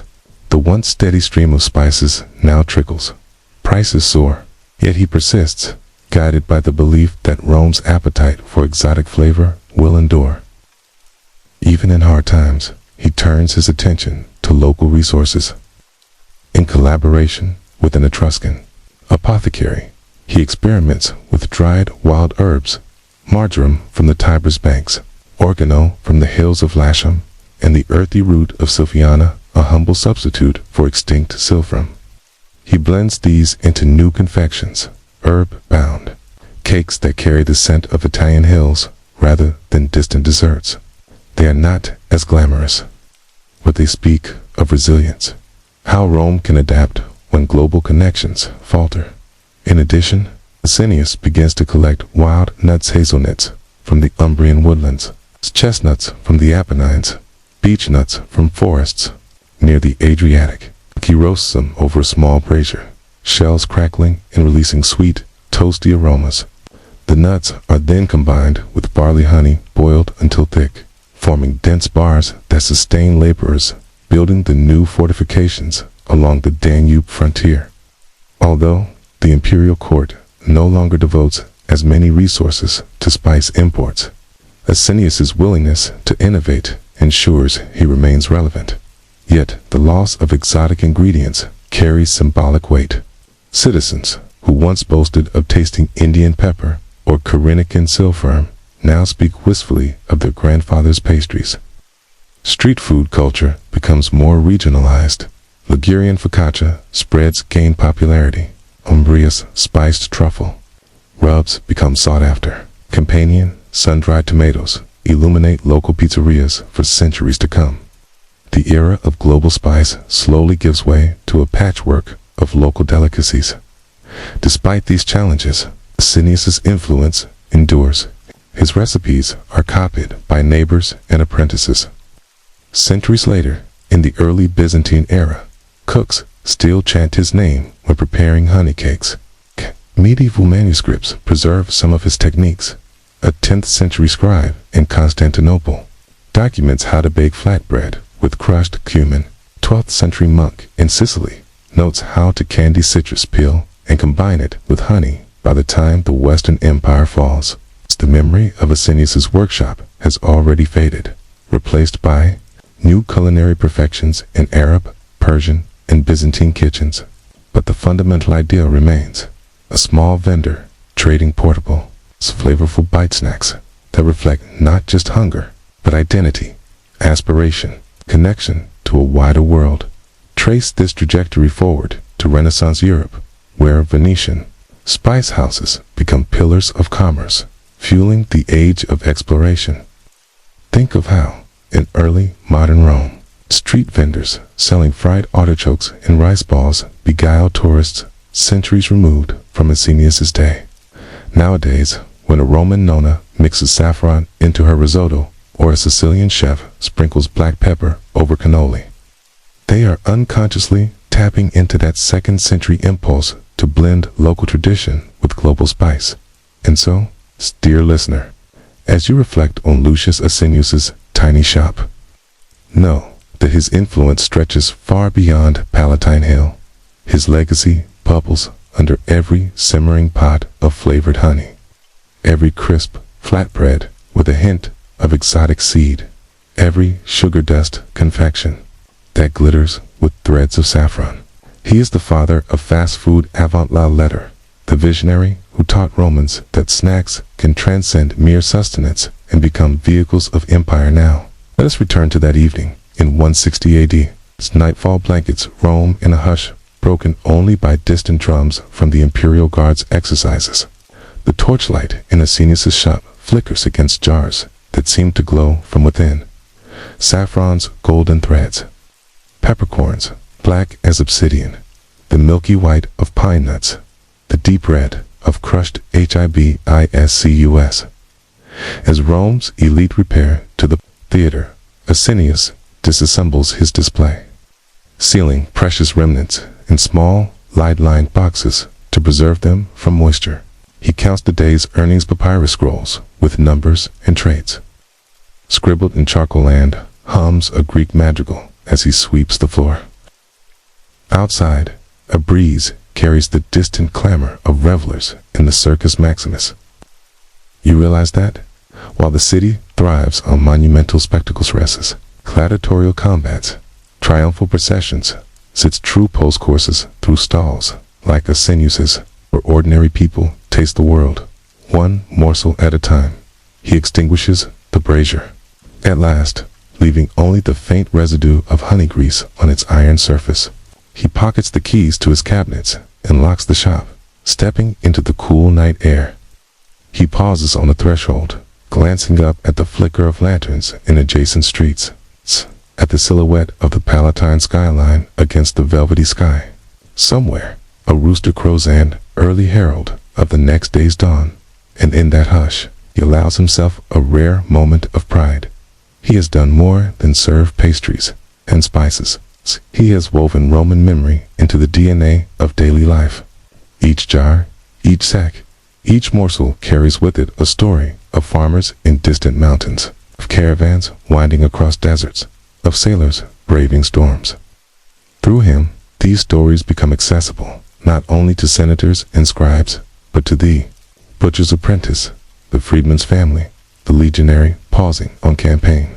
He smiles at the thought of a young boy, perhaps that poet in the corner, scribbling verses about the taste of saffron, while seated on a curb outside, lit by a solitary lamp. That boy will one day tell his own children about the ancient street, where spices met honey, and Asinius's legacy will live on long after the empire itself fades to dust, fades to dust. So, dear traveler of time and taste, this concludes our exploration of Roman junk food at the height of the empire. Remember Lucius Asinius's shop as a microcosm of Pax, Romano-ware flavors of Malabar and Cilicia danced on the tongues of Romans, where a simple honey pepper cake could symbolize global dominion, and where a pocketful of coins could buy a fleeting, delicious connection to lands beyond imagination. Next time you bite into a pastry infused with cinnamon, sprinkle pepper over your dessert, or savor a date stuffed with nuts, know that you walk in the footsteps of those first adventurous Romans who flocked to Palatine Hill for a taste of empire. Through these snacks, they celebrated conquest and connection, status and solidarity, luxury and survival.